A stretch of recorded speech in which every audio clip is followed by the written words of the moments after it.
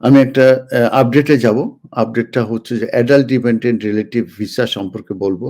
Adult dependent relative ভিসাটা হচ্ছে যারা এদেশে ব্রিটিশ সিটিজেন হিসাবে আছেন, যারা এদেশে সেটেল পারসন হিসাবে আছেন কিংবা ইউথ সেটেলমেন্ট স্কিমে আছেন কিংবা যারা আপনার আম রিফিউজি স্ট্যাটাসে আছেন তারা কিন্তু আপনাদের যে এল্ডারলি বাবা-মা আছে, ভাই-বোন আছে, তাদেরকে কিন্তু আপনারা ইউকেতে সেটেলমেন্ট ভিসা নিয়ে আসতে পারবেন। আমি সবসময় ইনকোয়ারি পাই যে তাদের বাবা-মাকে, বৃদ্ধ বাবা-মাকে হয়তো বাবা বেঁচে আছেন, মা নাই, মা বেঁচে আছেন, আ বাবা নাই। এই ধরনের সিচুয়েশন তারা সবসময় বলে যে, "আমরা ভিজিটর নিয়ে আসতে চাই এবং এটা সঠিক হবে না।" আমি বলব যে, "না, আপনারা ভিজিটর আনবেন না। না এনে আপনারা বরং সেটেলমেন্ট ভিসা আনতে পারেন।" একবারে তাদেরকে সেটেলমেন্ট করে ইউকেতে আনা সম্ভব।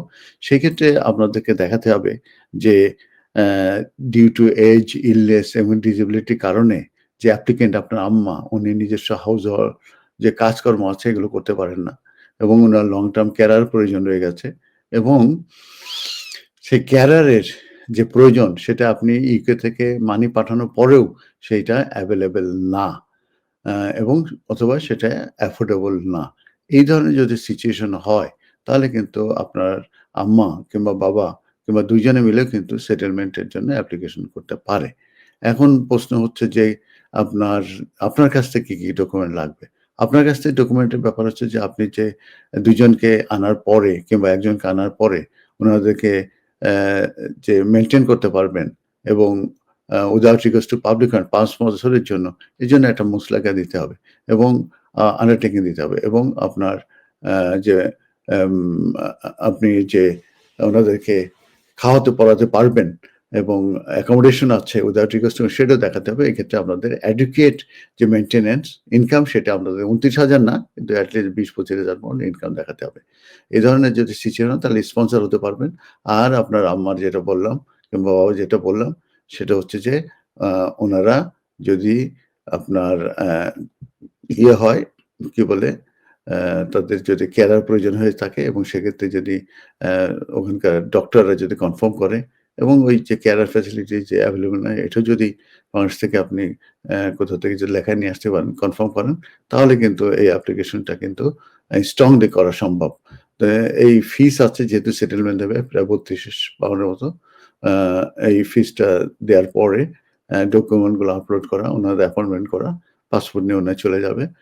তো অ এবং সেক্ষেত্রে যে আপনার আ যদি সাকসেস হয় সেক্ষেত্রে সেটেলমেন্ট কিংবা আইএলআর পাবে। আর যদি রিফিউজ হয় সেক্ষেত্রে রিফিউজ দিয়ে অ্যাপিল রাইট দেবে। অ্যাপিলে যেয়ে কিন্তু আপনি একটা প্রপার জাস্টিস পাওয়ার সম্ভাবনা থাকে। সেক্ষেত্রে আপনার আ অ্যাপিলে করলে 14 ডেজ মধ্যে অ্যাপিল করার পরে তখন কিন্তু অ্যাপিলে যেয়ে আবার হিয়ারিং হবে। তখন কিন্তু আপনার কেসটা কিন্তু উইন করার সম্ভাবনা থাকে। তো এই ছিল মোটামুটি অ্যাডাল্ট ডিপেন্ডেন্ট রিলেটিভস যার ভিতরে আমি বলেছি যে রিলেশনশিপ যে অ্যাপ্লিক্যান্ট এবং যে যে আ বাবা-মা কিংবা দাদা-দাদি, সিবলিংস অডি অ্যা অ্যা অ্যা অ্যাডাল্ট চিলড্রেন এরাই মূলত কোয়ালিফাই করে থাকে। আর যেটা বলেছি যে ফিন্যান্সিয়াল আ এবিলিটি আপনাকে দেখাতে হবে এবং আ এই অ্যাপ্লিকেশনটা মূলত আ আউটসাইড অফ দ্যা ইউকে করতে হয়। ইউকেতে এসে অ্যাপ্লিকেশন করা যায় না। যারা ভিজিটর আসছে তারা কিন্তু এই অ্যাপ্লিকেশন সুইচ করতে পারে না। এবং অ্যাপ্লিকেশন করার পরে কিন্তু আ দেখা যায় যে আ এটা সাকসেস হলে তাদেরকে সেটেলমেন্ট দেয়া হয়।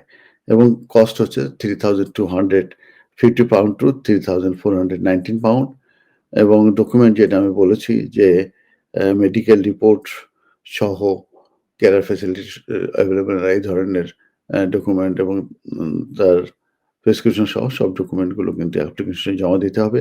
আর অ্যাপ্লিকেশন সাকসেস হলে indefinite leave to enter permanent resident হিসাবে উনি সাকসেস হবেন। আর রিফিউজ করে দিলে অ্যাপিলে যেতে পারবেন এবং অ্যাপিলে গেলে তখন অ্যাপিল করতে কিন্তু আপনার অ্যা ১ম থেকে যদি অ্যাপ্লিকেশন ঠিকমতো ডিল করা হয়, তাহলে বেশ সাকসেসফুল হওয়ার সম্ভাবনা থাকবে।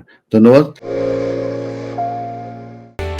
MQ Hassan Solicitors, helping people through the laws. আমাদের রয়েছে দক্ষ ও অভিজ্ঞ লয়ার টিম, যাদেরকে আপনি নিশ্চিন্ত মনে বিশ্বাস ও নির্ভর করতে পারেন for quality of work and excellent client care.